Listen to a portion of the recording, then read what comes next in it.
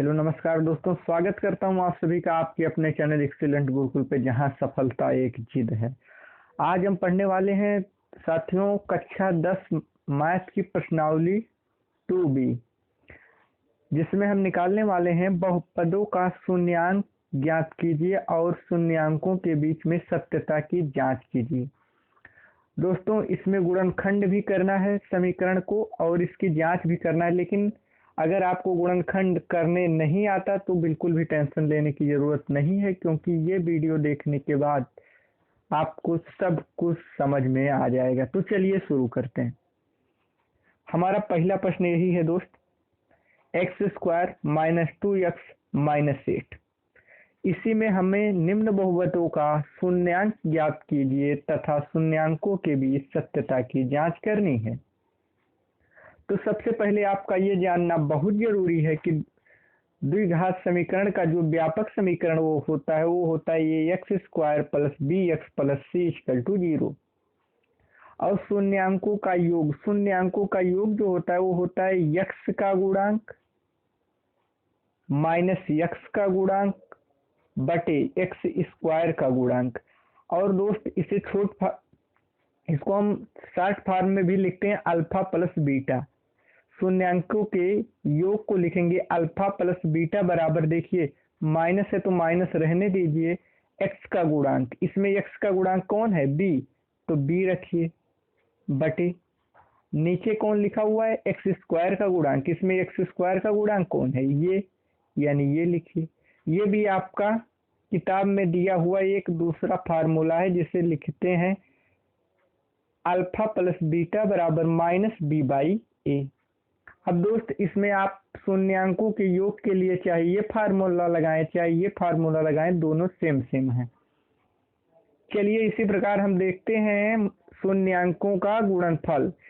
दोस्तों, शून्यांकों का जो गुणनफल होता है वो होता है अचर पद बटे x² का गुणांक।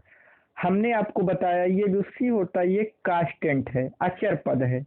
यहाँ 8, 9 आपको कल हमने चर अचर के बारे में बताया था, तो यहाँ मैं समझता हूँ बताने की जरूरत नहीं है। तो यहाँ अचर पद आएगा। अब अचर पद कौन है c, ठीक। तो शून्यांकों का गुणनफल को हम मानते हैं अल्फा इंटू बीटा बराबर कांस्टेंट पद, यहाँ पर c है तो c बटे x² का गुणांक, इसमें x² का गुणांक कौन है देख लीजिए a है, तो ये लिख देंगे। अब ये दोनों फार्मूले बिल्कुल सेम हैं, इसमें से हम किसी का भी प्रयोग कर सकते हैं। दोस्तों, ये तो थी बेसिक बातें। इस सवाल को लगाने से पहले, कोई भी क्वेश्चन लगाने से पहले आपको ये जानना बहुत जरूरी है। अब हम चलिए गुणनखंड की बात करते हैं। चलिए शुरू करते हैं। अब क्वेश्चन पे आते हैं। क्वेश्चन है हमारा ax² - 2x - 8, यही तो इसमें हम क्या करेंगे, सबसे पहले हम इसको मान लेंगे हम px, ठीक। अब हम क्या करेंगे, अब हम इसके x का मान निकालेंगे, तो इसमें हम गुणनखंड करेंगे। अब गुणनखंड कैसे करेंगे, अब इसके ऐसे दो फैक्टर करिए कि 2 आ जाए। अगर नहीं आ रहा तो कोई बात नहीं, घबराने की बिल्कुल भी जरूरत नहीं। आप 8 का गुणनखंड करिए। अब देखिए 2 से काटिए, 2 चौक 8, ठीक। कितने हमको मिले, हमको मिले 4 और 2, यानी 4 दूना 8, और 4 में से 2 घटाए तो हमको 2 मिल जाएगा। चलिए अब लिख लीजिए बिल्कुल x² माइनस, कोष्टक लगाइए, उसमें लिखिए 4 - 2 -8, ठीक। चलिए देखते हैं x² ऋण कोष्टक 4 - 2 कोष्टक बंद ऋण 8, यही है ना। अब देखिए दोस्त, एक छोटा सा बेसिक जो आपको हमेशा ध्यान रखना है वो ये कि अगर किसी भी कोष्टक के बाहर ऋण चिन्ह हो, निगेटिव चिन्ह हो, तो कोष्टक के अंदर के सारे चिन्ह बदल जाते हैं। तो यही तो हमारा कोष्टक है, इसके अंदर के साथियों सारे चिन्ह बदल जाते हैं। अब चलिए देखते हैं, एक्स स्क्वायर माइनस, अब ये 4 है, ठीक।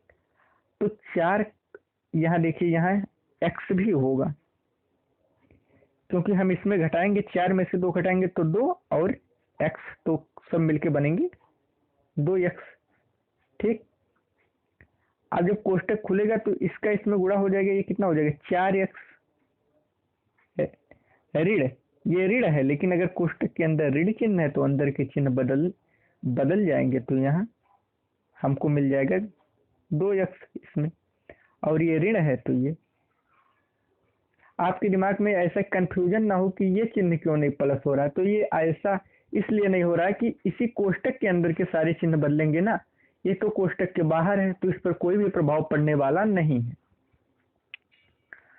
अब हम इसमें से कॉमन लेंगे ऐसी संख्या जो इन दोनों में कॉमन हो, ठीक, जो दोनों में उभयनिष्ठ हो, हिंदी में कह लीजिए। तो देखिए इसमें x है, तो हम इसमें से x कॉमन ले लेते हैं मेरे दोस्त।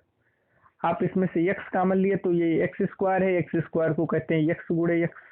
अब एक x तो हम निकाल ही लिए, तो एक के x बचा है, तो उस x को हम लिख देते हैं। इसमें 4x है, 4x है, मतलब 4 गुणे x है, हमने x को निकाला तो हमारे पास 4 बचे, हम 4 को इसी तरीके से लिख देते हैं, ठीक। अब यहाँ से +2, अब यहाँ से हम क्या कॉमन लें, यहाँ से हम अगर x तो ले नहीं सकते क्योंकि x यहाँ हमको मिलेगा नहीं, हाँ 2 ले सकते हैं, तो हमने 2 ले लिया। अब यहाँ हमारा x बच गया और यहाँ 4 बच गया, क्योंकि 4 दूना 8, अगर आप इसमें से गुणा करेंगे तो देखिए 2x और 4 दूनी 8, यही हमको प्राप्त हो गए, ठीक।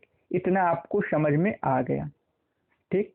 अब मेरे दोस्त क्या करना है, देखिए शून्यांक जब होगा, शून्यांक के लिए होगा px बराबर 0, तो ये जितने भी हैं इसके बराबर हम यहाँ 0 कर देंगे, ठीक।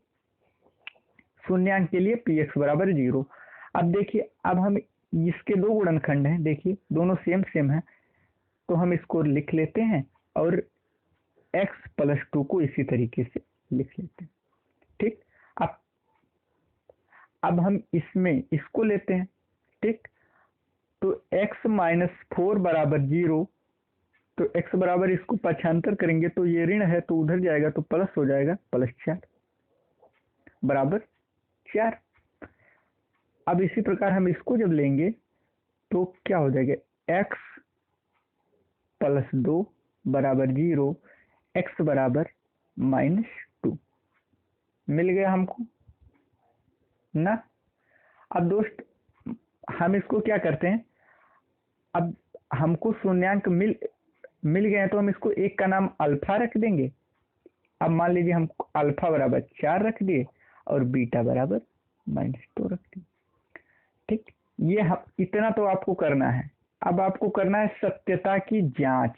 तो सत्यता की जांच कैसे करनी, देखिए ये फर्स्ट क्वेश्चन है, इसलिए हम इसको बहुत स्लो करवा रहे हैं ताकि सभी लोगों को अच्छे से समझ में आए और दोबारा फिर आपको समझने की जरूरत ना रहे, एक ही बार में आपका कॉन्सेप्ट क्लियर हो जाए। तो सत्यता की जांच के लिए हमने आपको ये जो फार्मूला बताया था, ये फिर से हम आपको दिखा दें, ये फार्मूले और ये फार्मूले दोनों की हमें जरूरत पड़ेगी, ठीक। तो देखिए पहले हम करेंगे शून्यांकों का योग।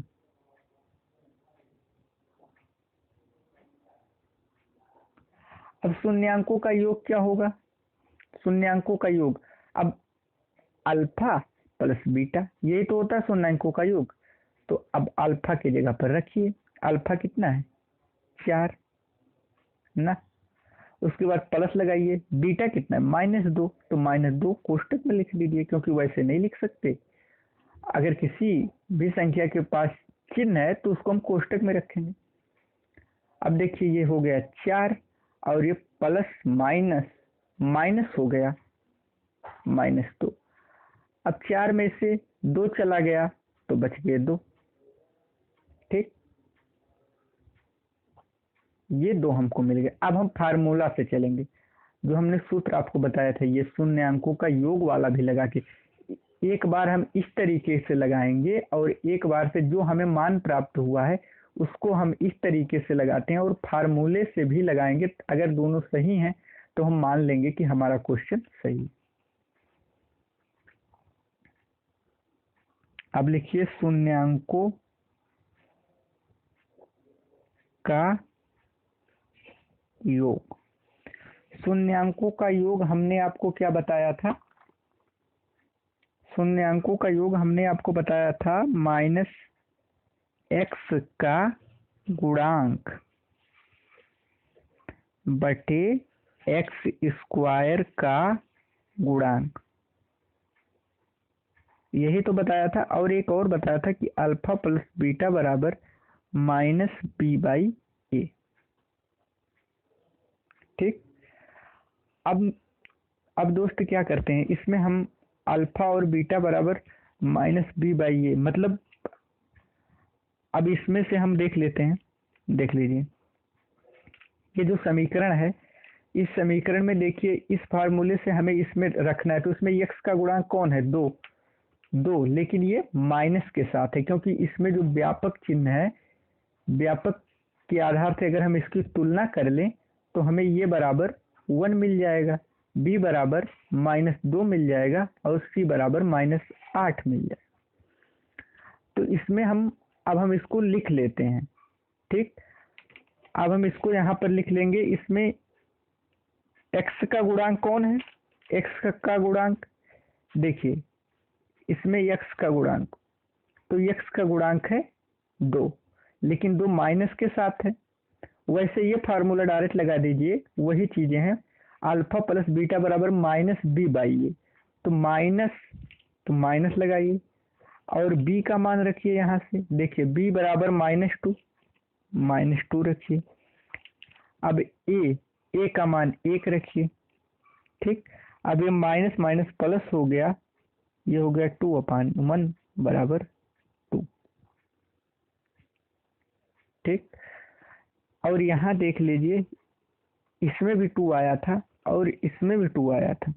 अब हम चलेंगे अगले टॉपिक, शून्यांकों का गुणनफल। तो चलिए लिखते हैं शून्यांकों का गुणनफल।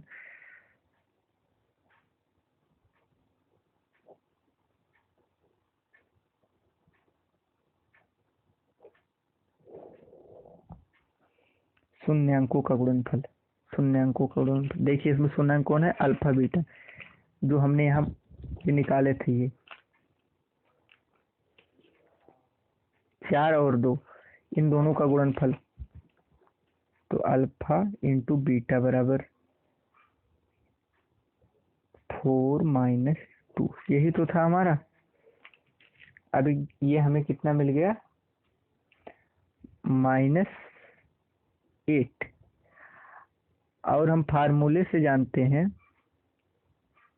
अल्फा इंटू बीटा बराबर अचर पद